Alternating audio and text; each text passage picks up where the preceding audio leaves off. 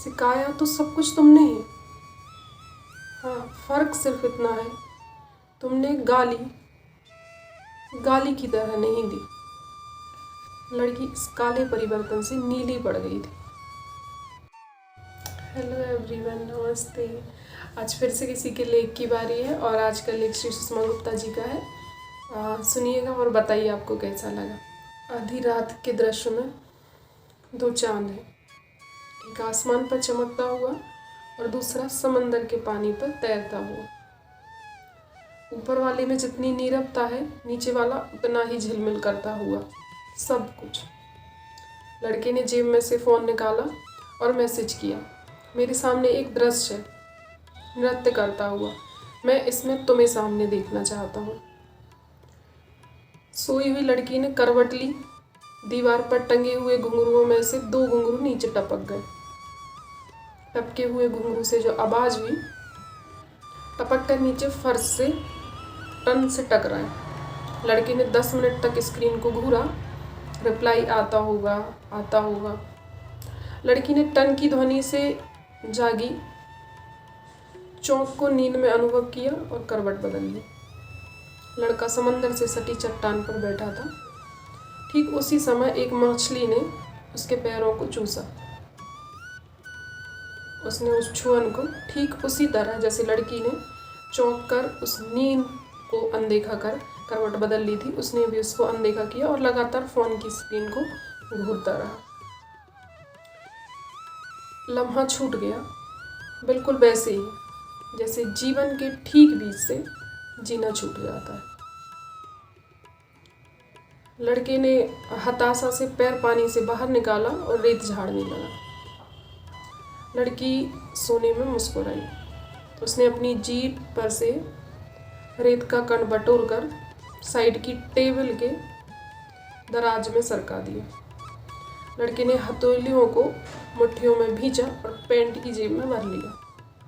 लड़की इस बार हकबका कर उठी। वो बेचैन थी। उसने फ़ोन को छूना चला, सिर्फ छूना।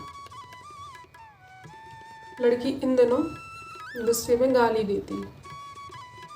अभी कल ही तो झगड़ा हुआ था जिसमें लड़के ने उसे याद दिलाया, तुम वही हो ना जिसने काशी काशी पढ़ने से इसलिए मना कर दिया था कि उसमें गालियाँ बहुत हैं।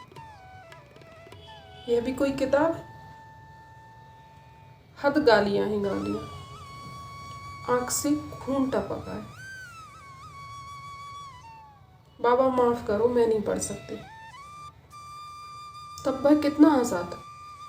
उसने कितनी ज़बरदस्ती की थी कि लड़की कम से कम एक गाली तो मुँह से दे, लेकिन उसने किसी की नहीं सुनी। और आज लड़की इस काले परिवर्तन से नीली पड़ गई थी।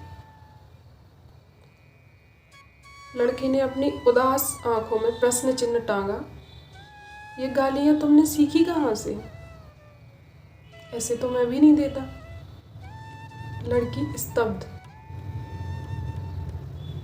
इस बार लड़की अपने भीतर चीखी और चीखती ही रह गई। वह यह भी नहीं कह पाई, सिखाया तो सब कुछ तुमने है। हाँ, फर्क सिर्फ इतना है, तुमने गाली की तरह नहीं दी। चांदनी चटक थी, पैर में छाले पड़ने लगे। सहनीय हुए तो राह में ठाट मारते वहाँ समंदर में पैर उतार दिए। शीतल जल फिर से शीतल लगा और ये अलग तरीके से जलाने लगा। सुकून का क्या हुआ? हमारा चुनाव बस इतना है कि हम किस तरह से जलना चुनते हैं। लड़की सो चुकी है। फिर से लड़का पैर से रेत झाड़ रहा है। फिर से संवाद उनके बीच सब कुछ जमा करता जा रहा था, इतना हल्का करता जा रहा था, इतना कि उनके बीच उनका वजूद शून्य होने लगा।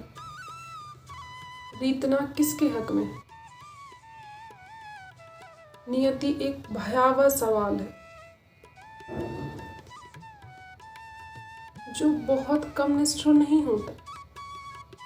एहसास के तौर पर यह निश्चित करना बेहद जटिल हो गया है कि उनकी अनुपस्थिति में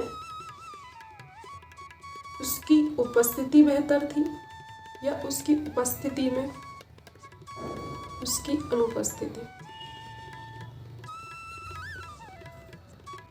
अंततः मौन ने धीमी मृत्यु को रास्ता दे दिया।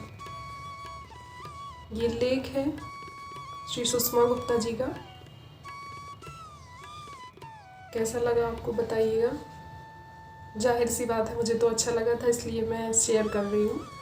सुषमा जी की आईडी का फ़ोटो मैं मेंशन करूँगी, पढ़िएगा आप उनको, विचार कीजिएगा कि जीवन मौन की स्थिति पर कब पहुँचता है, कब व्यक्ति बोलना बंद करने का रास्ता चुनता है।